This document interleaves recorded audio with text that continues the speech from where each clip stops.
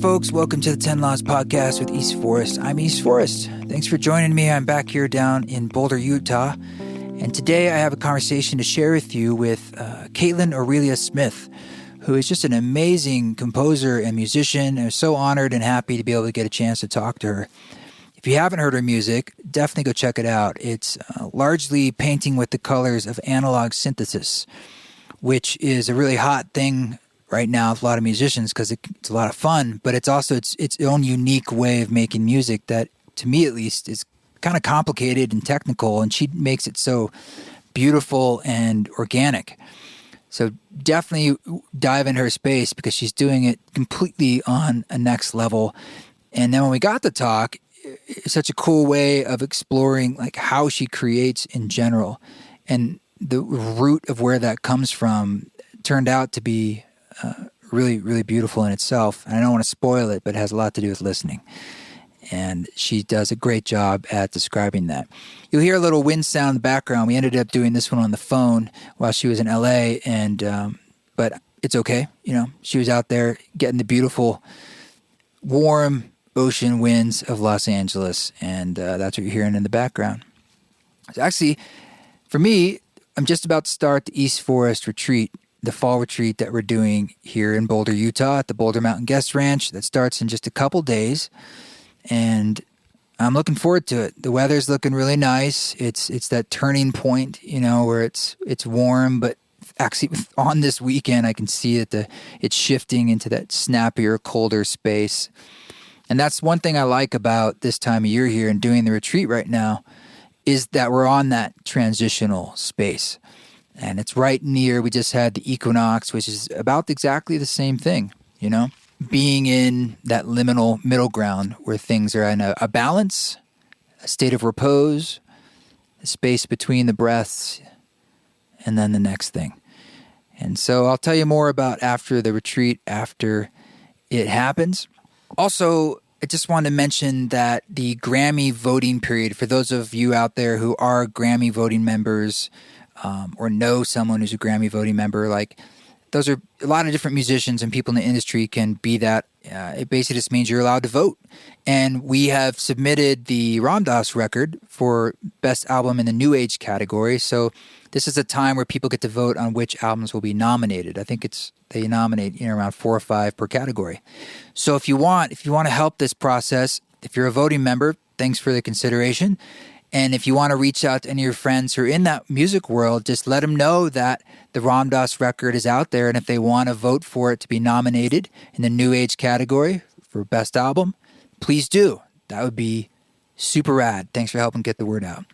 And then also tomorrow, which would be Wednesday the 25th, 2019, depending on when you're listening to this, we're going to release a video for the Ram Dass album that we've been wanting to share with you for a long time, and I actually recorded a video giving you some more background about what the hell has been going on with this, because there's been a lot of struggle in the background. And basically what's happened is we hired a director, David Altabelli, who's done a lot of really amazing videos for lots of artists, anything from Tame Impala to Sigur Rós and Washed Out and Sia and lots of amazing stuff. And we wanted to make a video. Our PR company was really pushing us to make something very current and kind of edgy, and something that was art. And then they didn't want like quote new age fluff. I was down with all that, so that's why we hired David, and he's been making this video. And he made a video for the song "Home." He actually made 3 videos in the end. He was only hired to make 1, but he did "Home." It made like a triptych, like a trilogy.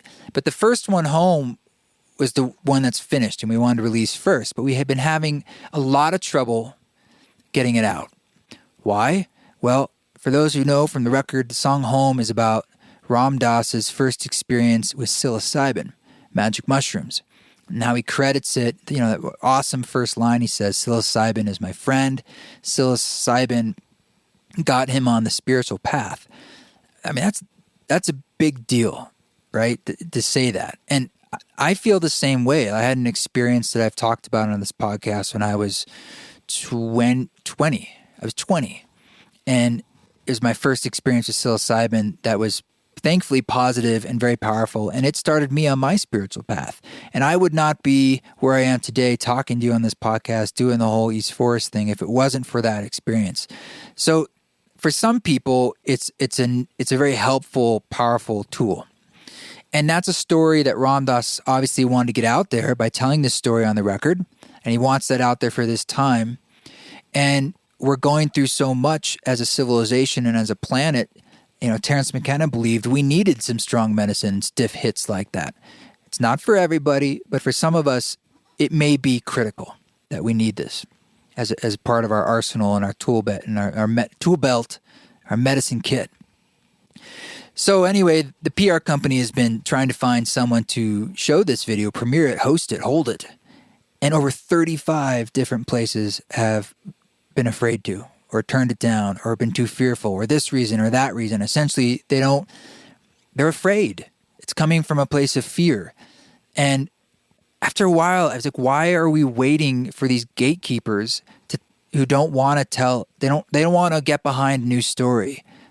And so I thought, well, let's just put it out on our own and just tell you guys, look, we're just putting this out. And if you want to help us tell a new story, you watch the video and you can share it. And we'll just share it on our own. That's how these things work. We just tell that new story on our own anyway. So it's essentially a video of three youngsters, adults. They are adults. They look quite young, but they're adults. They're young people. I sound like such an old fart. But they're doing psilocybin, and they're bringing in a layer of intentionality and a layer of ceremony into it, and an element of like, hey, we're going out of town to do this. They're doing it as I would imagine young people would, but bringing in this new story of it can be intentional. It can be thought. There can be thought behind it and heart behind it, and we can set ourselves up for success. And that's just a very simple, small meme that we wanted to put out into the world, and just leave it at that. So instead of waiting for the gatekeepers to say yes, we're waiting for the gatekeeper to be you and me, and to say yes by just sharing it on our own. And if you like, tell your own story about if plant medicines have played any role for you that's been helpful or positive in your life. It's helpful to speak that up and just start sharing something that's very sober, and in the sober in the sense that it's grounded, and it's not about just getting high. So, and there's, infinite ways to get high. But what I mean is there's infinite ways to God. And this is just another way back to the self. So thanks for the help. And you'll see that on social media if you want to check that out, or on my website, eastforest.org/video. Okay. So let's get into this wonderful, beautiful conversation with Kaitlyn Aurelia Smith.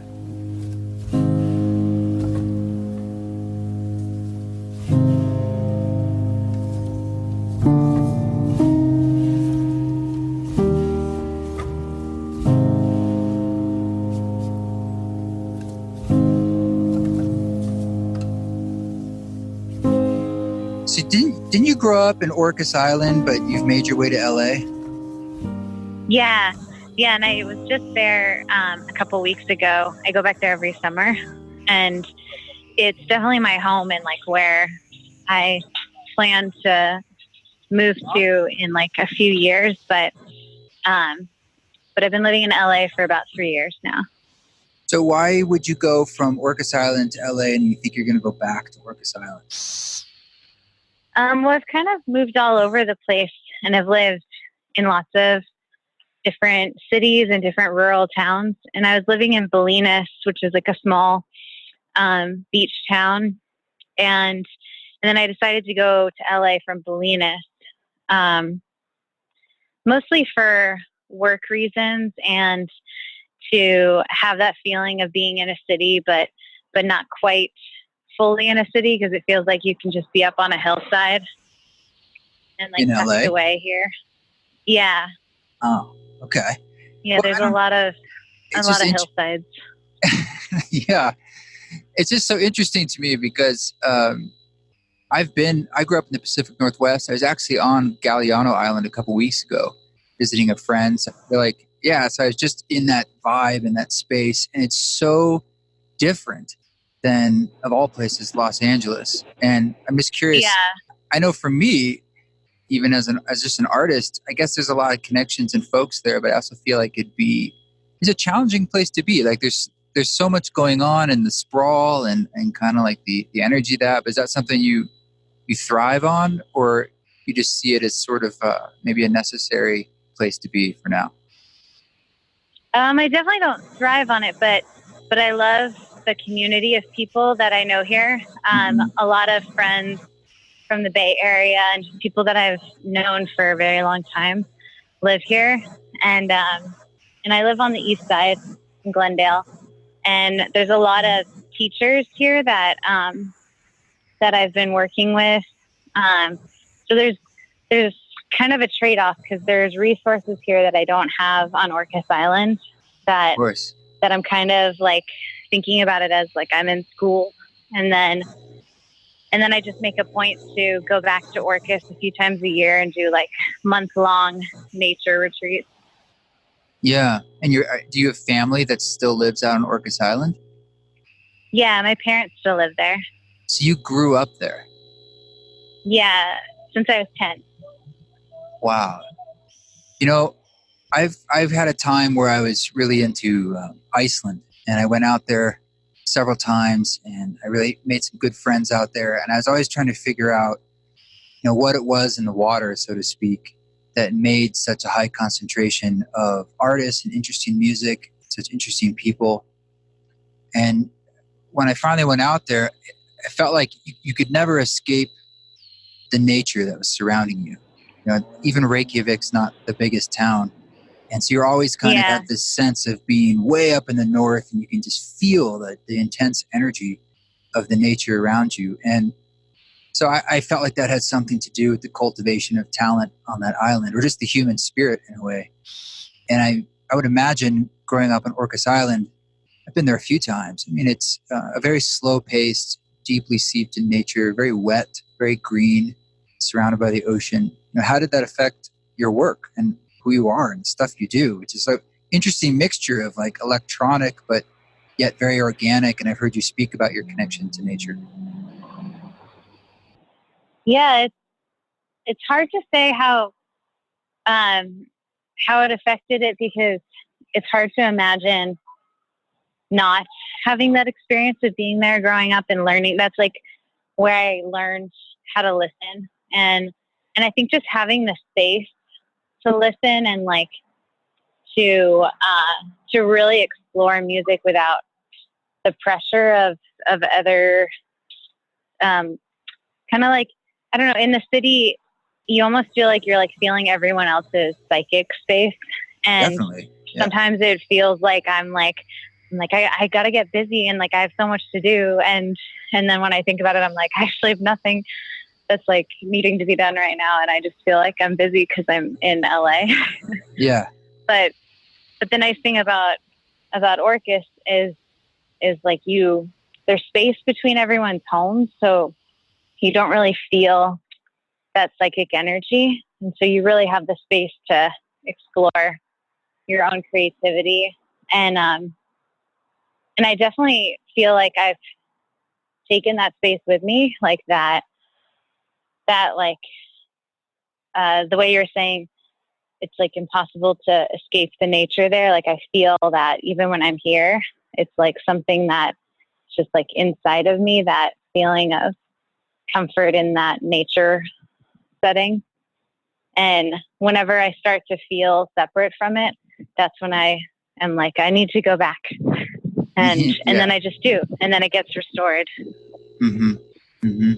You said it taught you how to listen. I think that's a really interesting thing to point out. And I was looking at your Instagram. Didn't you made some kind of like cards or a little booklet that had to do with listening? Is that right?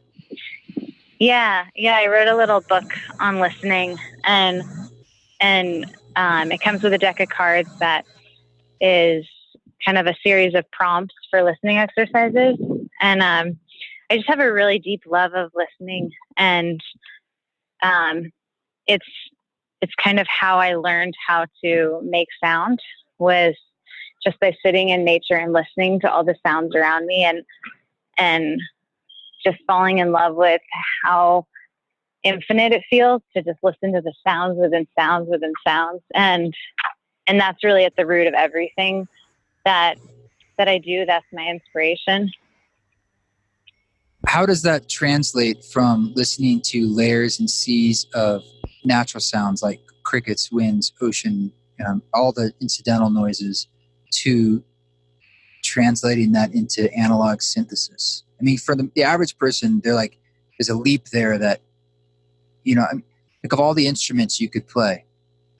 Why that? Like, why is that the one that helps you translate that thing that's your inspiration, which is nature and the sound of it? Well, it wasn't so much a choice. It was just the thing that was in front of me.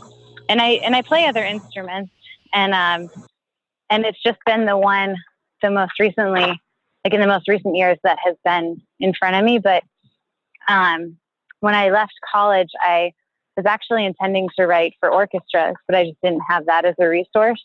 And I had a kind neighbor who lent me his synthesizer, and that just kept coming into my world. So that was and is the continued resource. But it all starts with just like right before I make music, I just sit and listen inside and listen to the layers inside me. And then I wait till the first one emerges. And then I kind of intuitively choose which instrument is going to create that part, or more methodically know which instrument's going to make that part. And then again, sit back and listen for what the next part's going to be. So I listen to like quote unquote silence a lot as I'm creating. God, that's so beautiful. I mean, look, I should just get out of the way. I'm a big fan of your music. I think what you do is just so stunning and unique. Oh, thank you. Yes, it's very singular, but it's there's a complexity to it that it's very sophisticated. And I really appreciate like kind of the boundaries you're pushing with like the composition and the tones and what you're doing, and even on a technological level, like you did something a lot on one of your last records with your voice. I've seen some stuff where it's sort of like microtoned and pitched in different directions, and you sing, but there's like lots of layers of you singing, right? Yeah.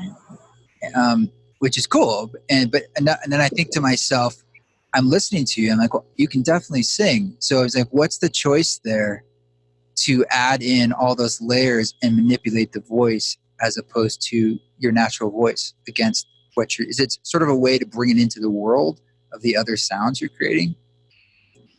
No, it's more, it's less about me, and more like what it feels like matches the music and the composition. And then when I think about it from a personal place, I'm kind of always swapping and identifying with like different ages, different genders, different, like all different personalities.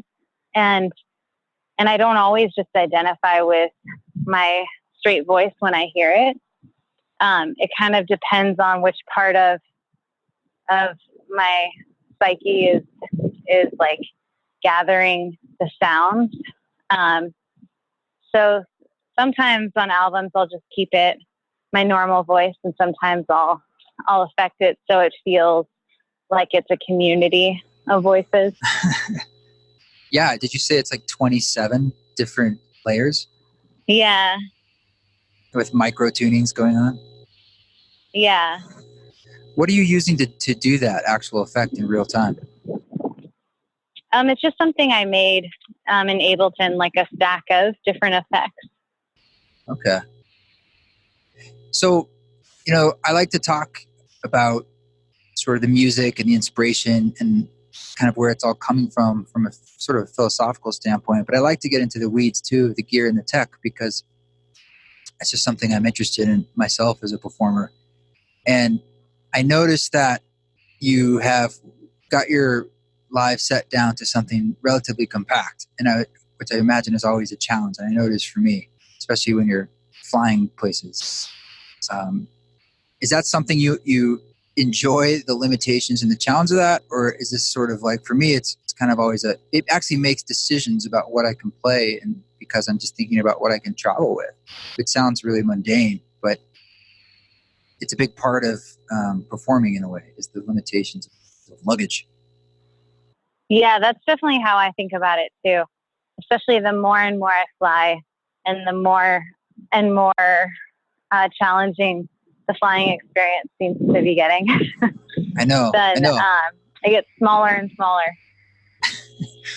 It's hard to do. I mean, you have to think about all the important things you want to bring as your carry-on, and then the whole TSA thing, and then what you're willing to check, and then how you're going to pack it, and weight. Yeah. And if you're traveling alone, sometimes I have to be able to transport this from baggage to a car and things like that, and not go overboard. Yeah. Yeah.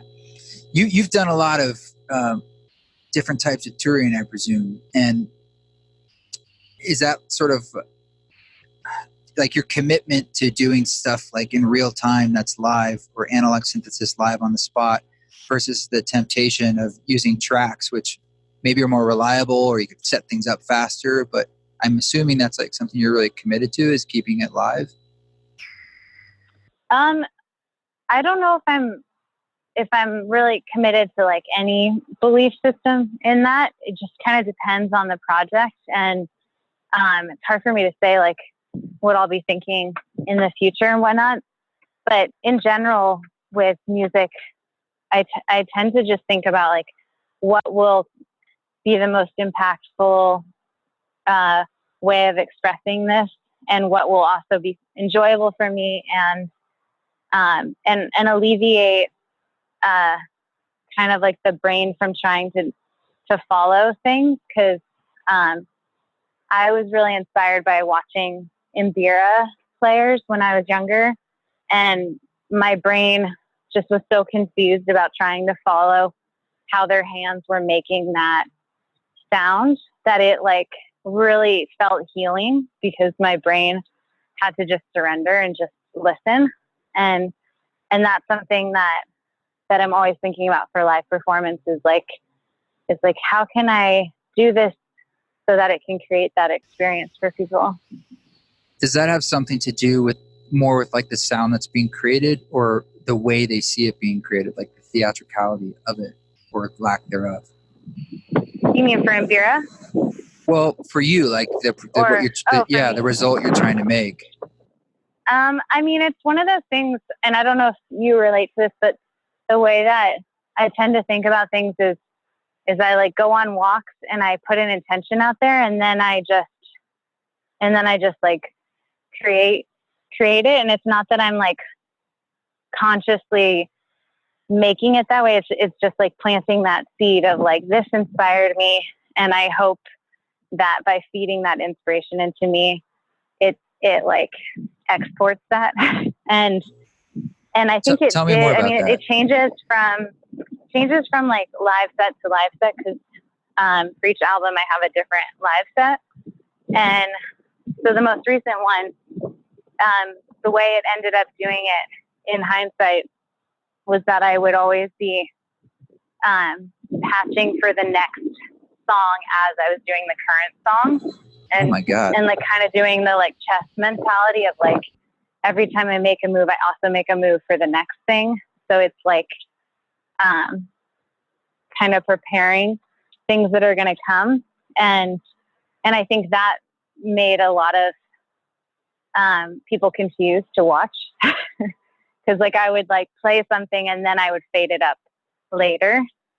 And I think that was one way that it did it.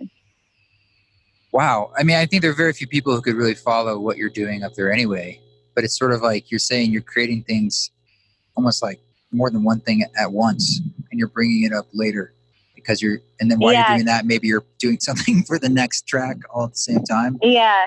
Because there's actually a lot of space in when you're playing modular synthesis or synthesizers. Sorry, my brain skipped that word. But there's a lot of in-between space. And so I was just thinking, it'd be great to just fill this in-between space for something that I need to do for the next song. And And then I just had the modules organized in a way where I would create the patch for the first song on the far left. And like, as the set went on, I would like kind of do a set pattern of like where I would be changing the patch. I don't know if that makes any sense. It does. I mean, it's amazing. I mean, it's sort of like sometimes I do a lot of stuff where my feet are doing things with loopers and then my hands are doing things with pianos and knobs. And it often feels like a game of Twister meets Simon, you know? And so rehearsal for me is just a lot about kind of getting that into my brain so that I don't really have to think about it too much anymore. You know, it's just kind of a flow. If you can turn things and you're not thinking, actually like the thinking part of you isn't working too hard. You can just be in the music space. Totally. I know. And that's actually what I rely on more so than my brain in performance is like muscle memory. And I don't do that. I don't do that many improvised sets. I really like to practice something for a long time so that it becomes like a part of my muscles. And then just like go into another mind space when I'm performing. Yeah. What is that mind space you like to get? How would you describe that in the live performance? It's like fully right brain, just like, it feels like it's just like merging with everything. And it's just like, there's no thoughts. It's just like empty, but it's like full and empty at the same time. It feels really good. I find that like everything in life, it's sort of like I'm in that state and I fall out of it and then I go back and forth. And it's more like noticing my mind, just like in meditation. When I fall out of it, you might have a thought like, oh, you're out of that thing or whatever. And it's kind of like the compassion I have to myself instead of saying, oh man, going further down that road. It's just sort of taking the next breath and diving back into the experience. All this while you're performing. Yeah.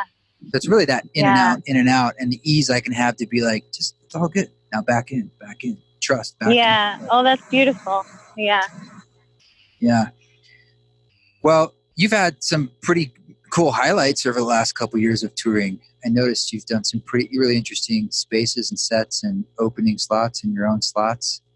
Anything that comes to mind where you have a story where you felt like it was a particular highlight of how you felt, in that moment?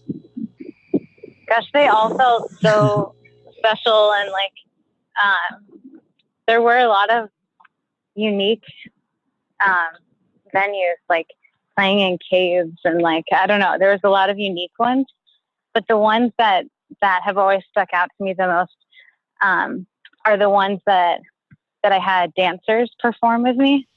And that energy of like sharing the stage with dancers. And also when I played with the BBC Orchestra, and it's like getting to feel like I'm a part of a band.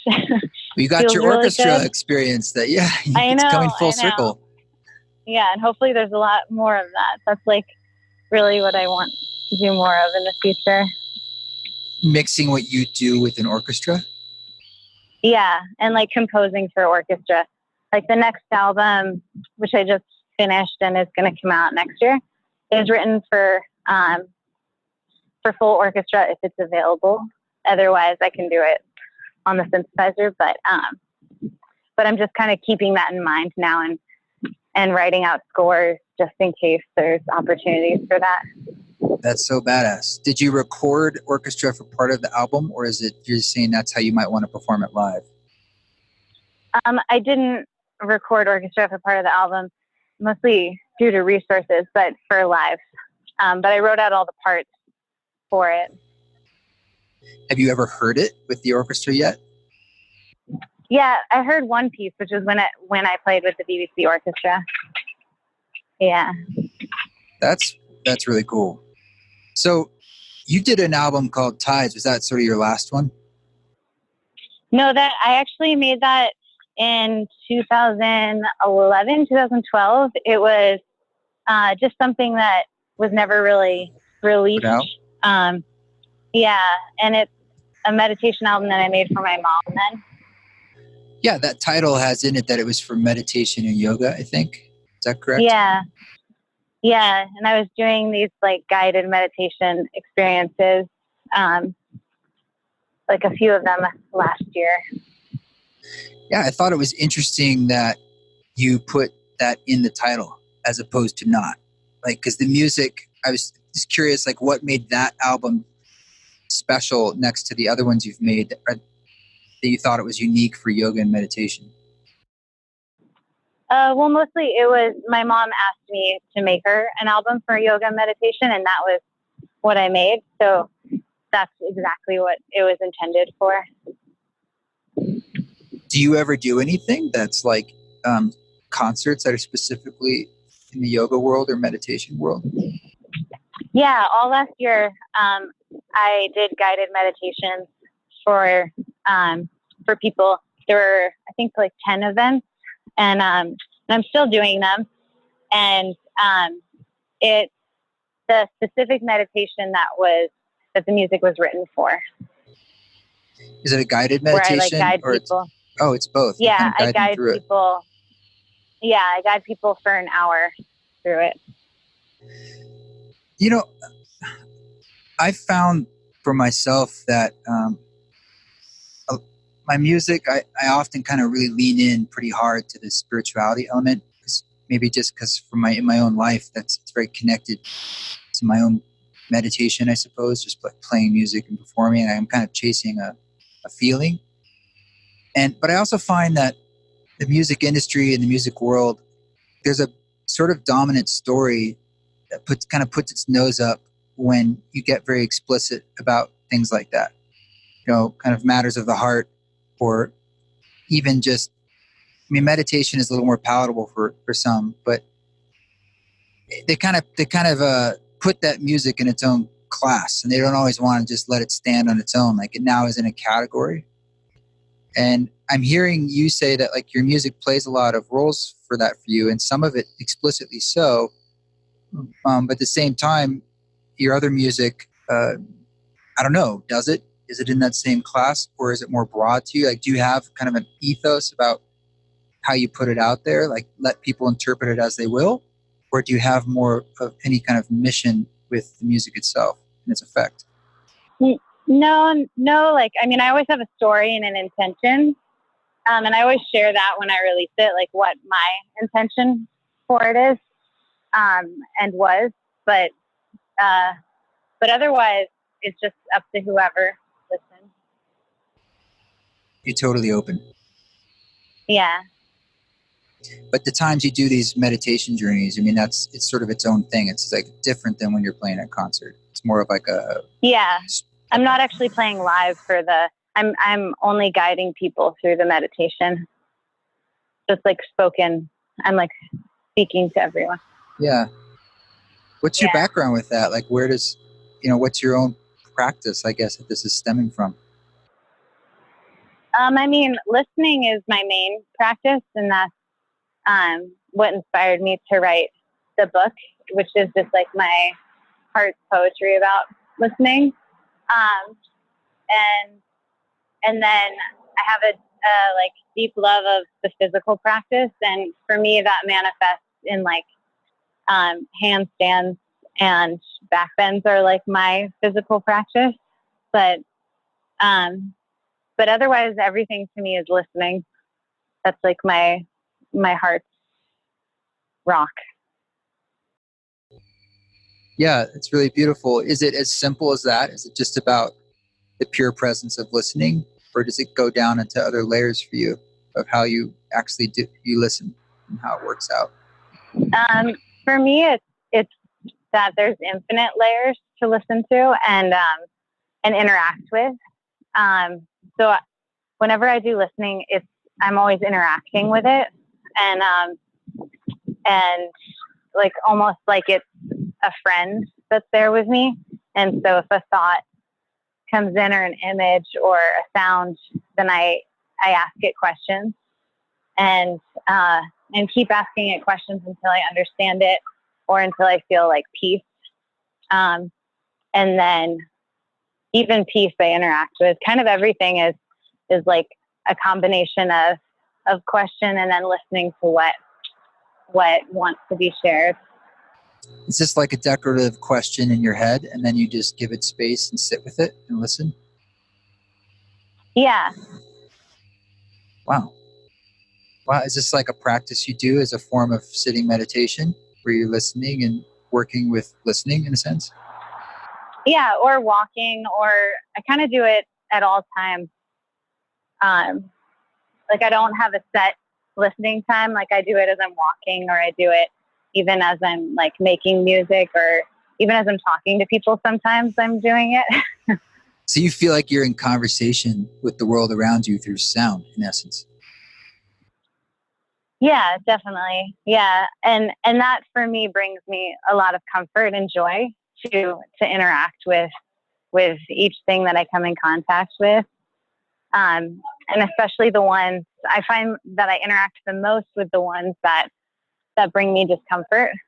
Cause that tends to bring up the most amount of questions, where I'm like, why are you here? What's your intention? You know, like all these different things to try and find out what's on the other side of it. So you mean like you hear a sound that triggers you in a way and you dive into that process of like, what is it that's triggering me? Or you're actually like interacting with that sound almost like an entity. It's like, you know, what is this all about? Or like, and you listen for a response in a way? Yeah, it's kind of both. It just depends on the situation. Sometimes it's that interaction, like as if it was an entity, or sometimes I'm just sitting and listening to it, and like patiently and compassionately listening to it until I intuitively feel like it had its space to tell me what it wanted to communicate. And now That's it's beautiful. like my turn to respond. I love that. Yeah, that's beautiful. How would you like, if you were trying to teach someone this practice or give them advice on listening, what are some things you might say? Yeah, I put it all in the book. You happen to have with it on like you? all of the instructions. I know. I'd love to have you read some of it. Yeah, I don't have it on me, but the cards are also like little exercises for it. But I mean, the first thing that I would have someone do is relax their forehead and find like one spot in front of them to gaze intently at, so that they're kind of like turning off their vision by like using it fully, so that it switches to just like internal listening. And then I would just wait and see what the first thing that comes up is, and say the first thing I thought of was a toothpick. then I would ask like are you trying to communicate something literal, or is this symbolism?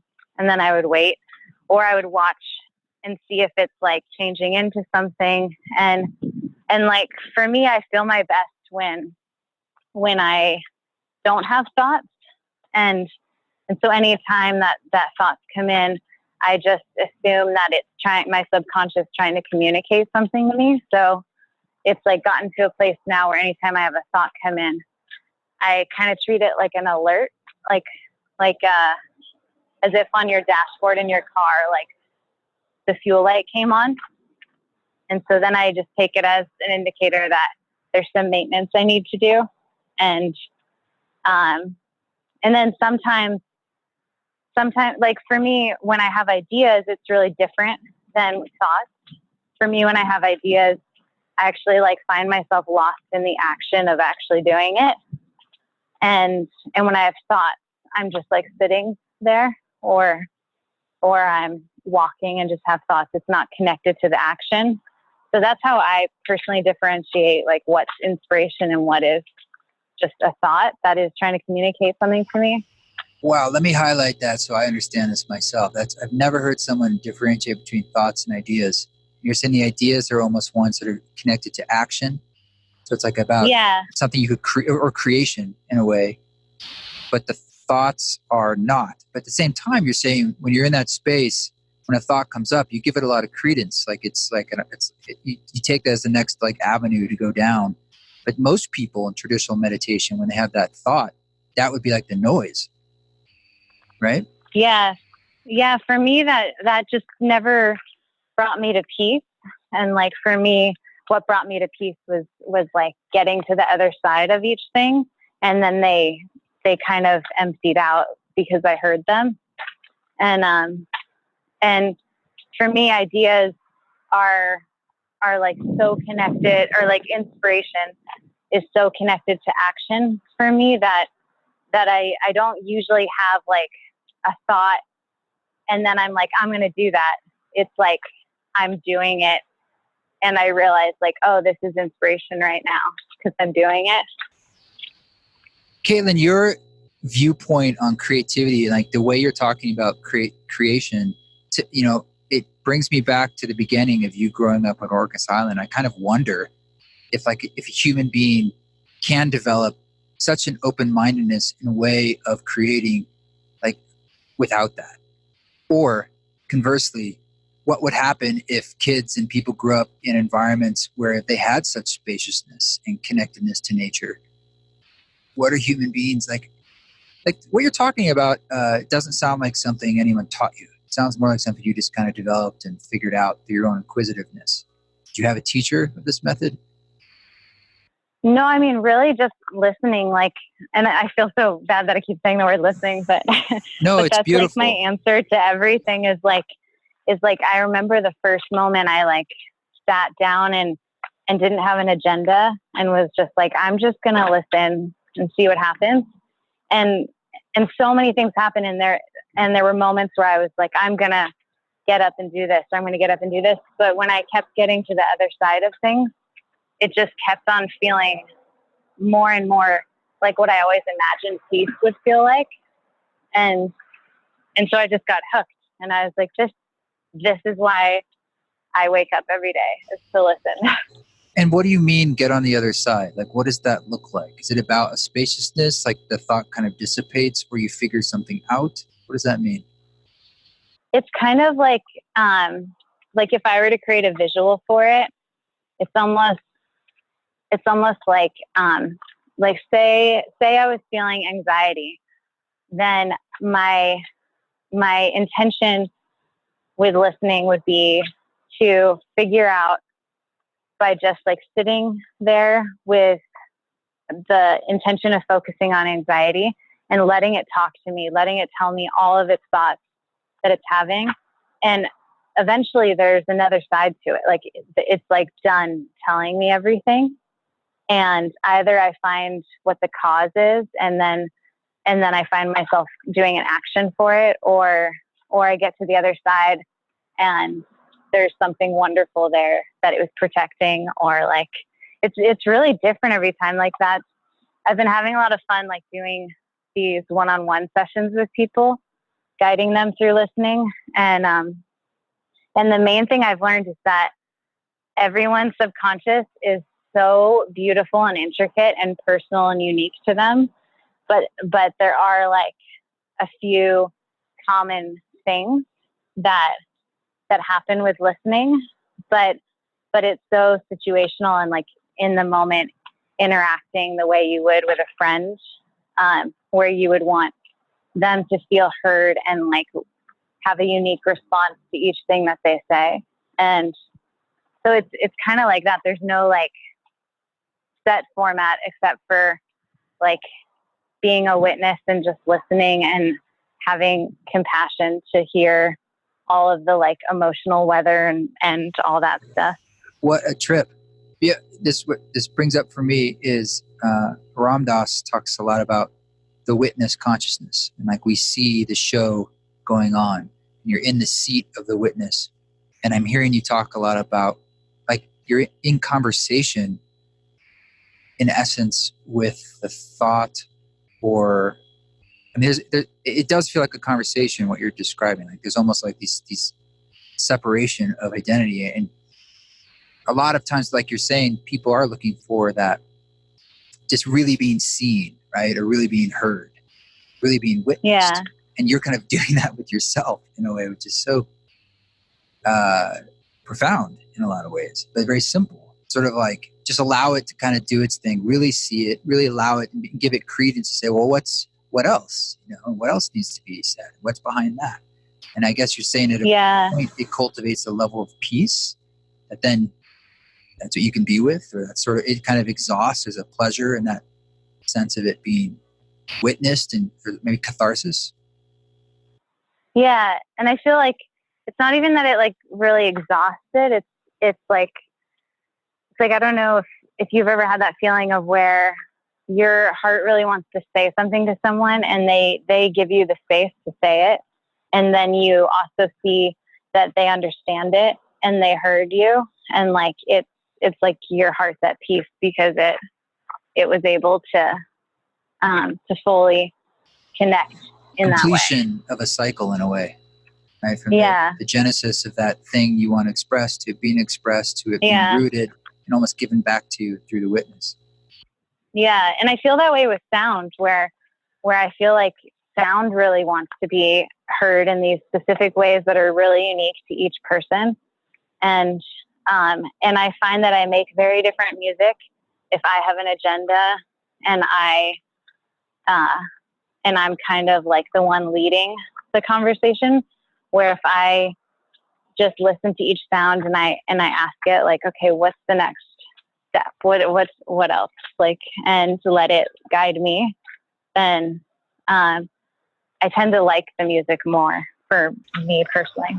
And are you listening for like more of an idea that comes to you, like an actionable inspiration for the next sound to put forth? Sometimes it's that where it's just like my hands are moving and I'm like following behind kind of. And sometimes it's like I hear the exact melody that's supposed to be there, or sometimes I see the notation, or it gets communicated in like very different ways. Wow, you're blowing my mind. This is really interesting stuff. I just didn't expect it to be so specific and so like unique to how you make music. You know, most people are kind of like, I don't know where it comes from. I just kind of do this, I do that. And it's so beautiful to me that it's from this place of listening. And you said that from at the beginning, that like, that's where it begins. And you're sort of looking, you're sort of like almost putting up an antenna to look for where the wind is and what wants to come out in that moment. That's a lot of trust. Yeah. Oh, I like that description. Yeah. You're a little sailboat. Sometimes there's no wind. I mean, there are times where you listen and you're definitely, Usually that's when I go to my physical practice, is like, if I feel like I'm hitting a block or like resistance or something, then if I do a bunch of handstands and back bends, I'm like set. It's crazy to me that the two things you like to do are kind of be upside down. It's like literally invert yourself. It's like turn things 180 in a way, like blood to the brain. Yeah, it's true. Yeah. And for a while I was like listening to what everyone said, or like a lot of people would say like, don't do it every day. But I've like learned now that I have to do it every day, and I have to do it multiple times a day in order to like just enjoy life. A handstand or a back bend? Both, yeah. So like the other asana practice doesn't quite do it the same way for you? It's something about those two poses that really fire you up? Yeah. To me, they both represent like, I don't actually know. I'm still uncovering it, what they do, but they definitely just speak to me and shake things up in really special ways. Do you practice yoga? Do you go to like yoga classes or anything like that? I did for a long time, and I used to teach yoga and have done a few different trainings, but right now I'm just really dedicated to handstands and back bends, and I have different teachers from different backgrounds that I go to, but it's very like specific to the technique and less about the flow. Like the flow comes like after the technique. Yeah, I hear that. Do you see yourself developing more into a teacher? Hard to say. I feel like such a student right now, so that's really hard to say. I don't see why it can't be both. I mean, I remember one of my teachers saying to me that they never became a teacher until a student said to them, "You're my teacher." And I feel like that's probably how I would approach it, is like, unless someone said that to me, I probably wouldn't pursue it. Well, as me witnessing just what you're saying, I don't even know you, but I'm hearing you talk about like a lot of things you figured out for yourself, and that you have been working with people a little bit one-on-one. There's like a level of just sharing. I mean, call it what you want, but you have a point of view that could be worth sharing. And the book you made, like, I'd love to get my hands on that. And it looks like you only made a few copies. I mean, it'd be cool if you could find ways to share this stuff in more ways. Because I see like your music now actually as a manifestation of a lot of these ideas you're talking about, obviously. But most people, just by listening to the music, wouldn't be able to connect the dots to reverse engineer how that manifests in their daily life in the way it does for you. And I see value in that. Oh, thanks. Yeah, I want to make more copies of the book. And there's 11 more books. It's like a series on it. And so right now I'm writing the second one, which is like all about somatic hearing. It's like a different side of listening. And that seems to be like a really fun way to like just share. I keep on calling it my heart's poetry because I feel like I'm like still learning it all. So it feels safe to say heart's poetry. You've already, almost like a vision that there's 11 of these? Yeah, because I've gone, or like, these are like there's 12 total, and these are like the 12 different sides of listening that I've learned through the years, that I rely on like every day. And they all have like different fun, weird idiosyncrasies that are kind of like a game. So it's like a fun game. Would it be too much to ask what those 12 are, or is that just too, you don't want to just list it out? Oh, I think it'd be better to like, I can tell you what the first two are. There's listening and somatic hearing. And then I'll slowly just like share them. And I'm not saying it because I'm like worried or anything like that. But I'm only not saying it because I find that the title of it changes from person to person depending on what their language is, and I haven't fully heard yet what like the like name is that I'm going to call each one besides like listening and somatic hearing. Yeah, and it feels trite for me to even ask, so I don't know, but I also felt like I had to ask. Yeah. Sure. Yeah. It'd be kind of cool in some ways. This could be crazy. It's just an idea, but almost like an app where there's a digital format of the cards, which is like choose your own adventure, and it's taking you through the exercise, and you can interact with it to like give you the further prompts, and maybe your music or something, your voice is in there as opposed to having to read it. So you can really like zone out, close your eyes, and go on that process. Oh, that's fun. I don't know how to make an app, but that's a fun idea. I do want to record the like one of the tides meditations, because that there's a few different versions of it, which are like different aspects of listening, and I do want to record one of those. It's like to turn it into like with a meditation on it, you're saying? Or it's more guided? Yeah, just kind of share. Yeah. And just share that for free, like to people. Very cool. So what are the things in your personal life? Like I hear that you have this very active, ongoing, pervasive process of listening and working with what you hear. What are the areas that is sort of like your edge right now, or a friction for you that's sort of stumbling you up? And it might be something very mundane, but it's also for people to help just relate. Everyone goes through their own thing, but you have such a unique viewpoint. I'm curious what that is for you. Yeah, just in my life in general or in music? Either or. Just kind of walking your walk. Right now, yeah. For me right now, a big like thing I keep stumbling at, but I'm also just like endlessly curious about it is dance is something to me that I'm kind of in that friction space with, where I still haven't learned if it's like what it is about dance, but I know that it's something that is like putting a lot of pressure on me right now, and I don't know yet if it's like the symbolism of dance or if it's like literally dancing.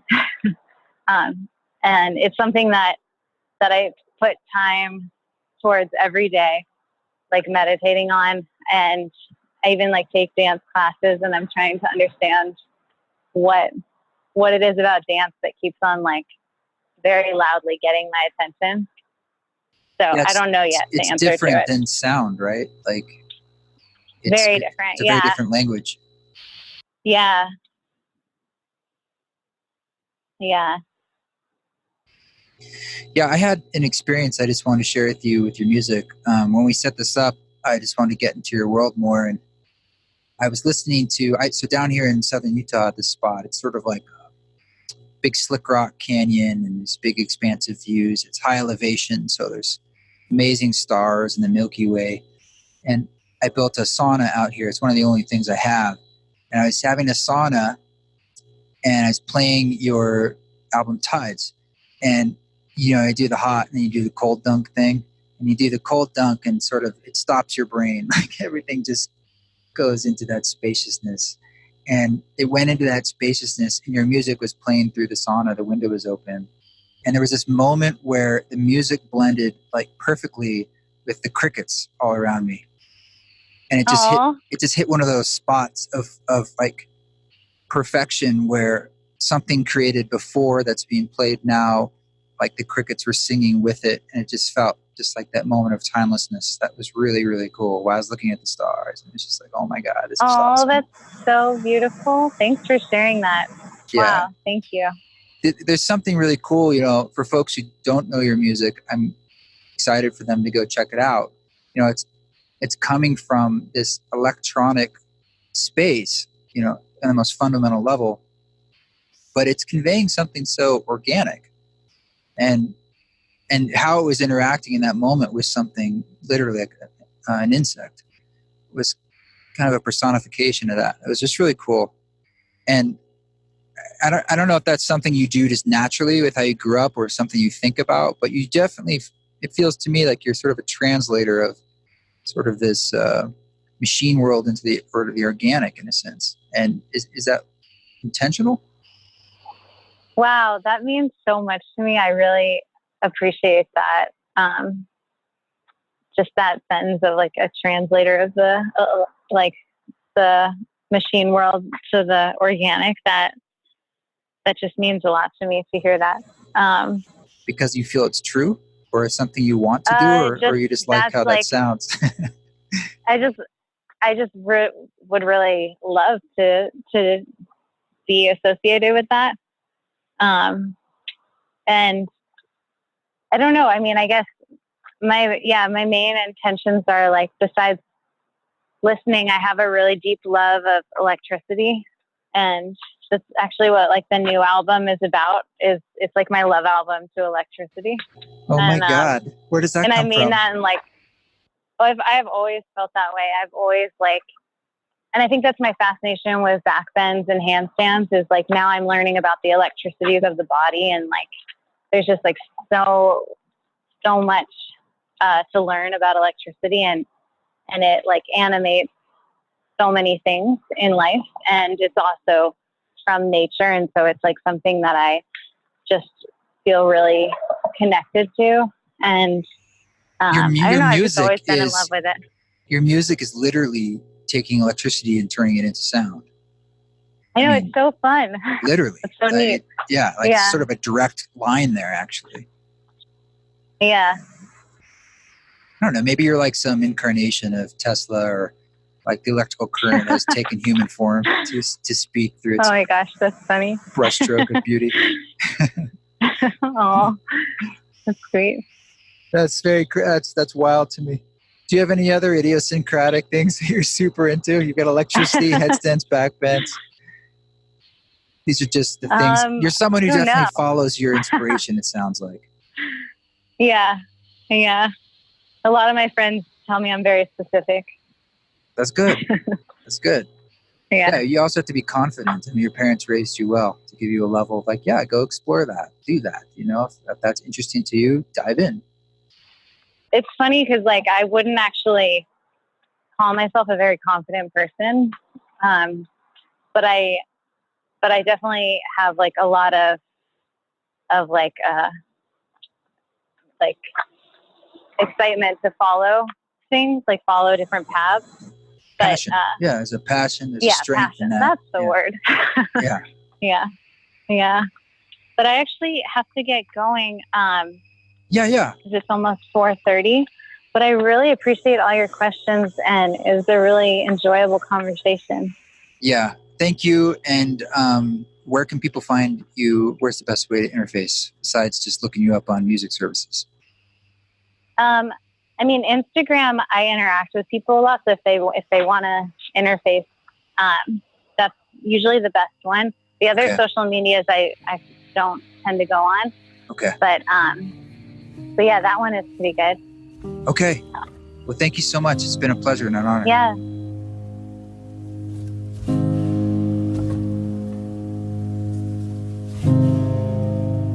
There it is. Thank you so much to Kaitlyn for giving us her time and sharing a bit about her process. I really, really enjoyed that.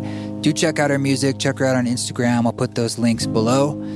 I hope to be able to see her live myself. This music you're hearing in the background is the song Rooted, but that was from the album Held, but it's like the solo piano version. So check it out if you like to check it out. I'm not sure if this particular version's released, but the song Rooted is on the album Held. Thanks for giving this podcast a review. Just give it 5 stars if you can. If you're on iTunes or Apple Podcasts, or write a little review. It makes a big difference. Really working to get up to the 100 ratings mark, and I think you can do it more than once if you like. So do it right now. Just go down there and tell me what you like about it, or tell other people. It helps me get cool guests, and it helps me get other people to dive in and take a listen. I'll be continuing to play on the road. I'll be in China in November. That's right, all of China. No, I'll be in, I think in Shenzhen in middle of November, and the Ram Dass retreat in early December, and there's a couple other gigs throughout the year coming up. So yeah, check it out. And the Aubrey Marcus podcast came out last week. I was on his podcast, and a lot of you guys have been enjoying that conversation. He's a really cool guy, had some cool things to say. So if you want to hear that podcast, head over to Aubrey Marcus's podcast. Super cool dude.